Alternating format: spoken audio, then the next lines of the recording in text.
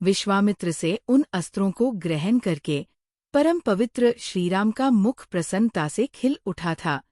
वे चलते चलते ही विश्वामित्र से बोले, भगवान, आपकी कृपा से इन अस्त्रों को ग्रहण करके मैं देवताओं के लिए भी दुर्जय हो गया हूँ।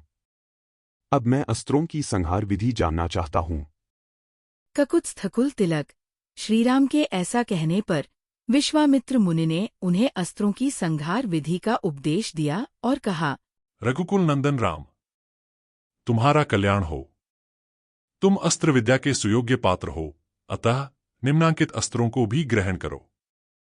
सत्यवान, सत्यकीर्ति, दृष्ट, रभस, प्रतिहारतर, प्रामुख, अवामुख, लक्ष्य, अलक्ष्य, दृढ़नाभ, सुनाभ, दशाक्ष, शतवत्रक, दशशीर्ष, शतोदर, पद्मनाभ, महानाभ, दुंदुनाभ, स्वनाभ, ज्योतिष, शकुन, नैरास्य, विमल, दैत्यनाशक योगंधर और विनिद्र, शुचिबाहु, महाबाहु, निष्कली, विरुच, सार्चिमाली, धृतिमाली, वृत्तिमान, रुचिर, पित्रय, सोमनस, विधूत, मकर, परवीर, रति, धन, धान्य, कामरूप, कामरुचि, मोह, आवरण, जृंभक, सर्पनाथ, पंथान और वरुण। ये सभी अस्त्र प्रजापति कृशाश्व के पुत्र हैं। ये इच्छानुसार रूप धारण करने वाले तथा परम तेजस्वी हैं। तुम इन्हें ग्रहण करो। श्री रामचंद्र जी ने प्रसन्न मन से उन अस्त्रों को ग्रहण किया। उन मूर्तिमान अस्त्रों के शरीर दिव्य तेज से उद्भासित हो रहे थे। वे अस्त्र जगत को सुख देने वाले थे।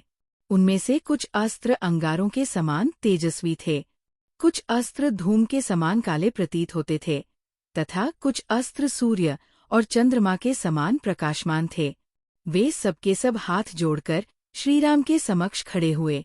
उन्होंने अंजलि बांधे मधुर वाणी में श्रीराम से इस प्रकार कहा, पुरुष सिंह, हम लोग आपके दास हैं।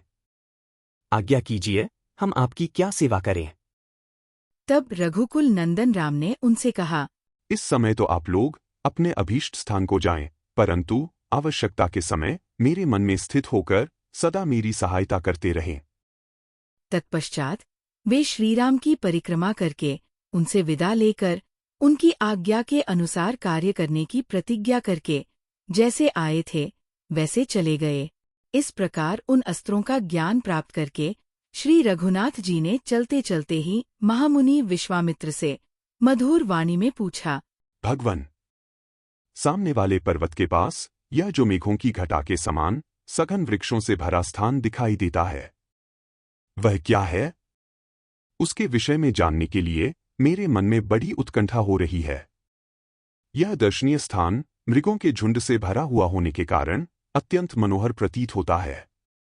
नाना प्रकार के पक्षी अपनी मधुर शब्दावली से इस स्थान की शोभा बढ़ाते हैं। इस प्रदेश की इस सुखमयी स्थिति से यह जान पड़ता है कि अब हम लोग उस रोमांचकारी दुर्गम ताटका वन से बाहर निकल आए हैं।